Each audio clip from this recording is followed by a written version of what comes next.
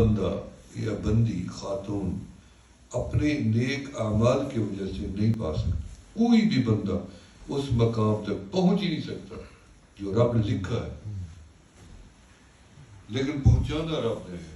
وہ کیسے؟ ہمیں اللہ بندے کو کوئی دکھ دے دیتا ہے، بیمار کر دیتا ہے، غم دے دیتا ہے، مصیبت دے دیتا ہے، پریشانی دے دیتا ہے، تو اس پریشانی سے ایک راستہ نکلتا ہے بندے کے درجات کی بلندی کا. اس پریشانی بیماری میں جب وہ صبر کرتا ہے، کراہتا ہے، تمنا کرتا ہے میرے مالک میرا بدن ٹھیک تھا، میں مسجد میں جا کے بیٹھتا تھا، نماز جماعت سے پڑھتا تھا، آج میرے بدن میں ہمت نہیں رہی. قیامت تک جو لوگ نماز مسجد میں نماز کی پڑھیں گے ان کا ثواب اللہ فرماتے ساری مخلوق کا اس کے تو اعمال نامے میں لکھو نا جو تڑپ رہا ہے.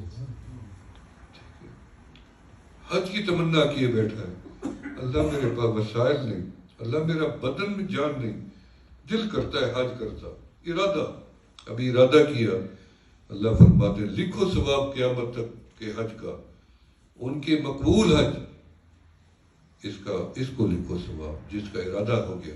یعنی یہ صرف نیکی کا بیٹھا ارادہ کرتا جائے گا اور اب اس کو مقبول ثواب ایک کا نہیں قیامت تک کا دے گا. تو کتنی درجے بلند ہو جاتے ہیں بندے کے. تو اتنی تیزی سے بندے کے درجات بلند ہوتے ہیں کہ اس کے بعد اس کا بلاوا آ جاتا ہے، اس منزل تک پہنچتے ہی اللہ اسے اٹھا لیتا ہے. تو یہ ذاکر انسان مثل زندہ کے، ذاکر کا دنیا میں کوئی ثانی نہیں ہے.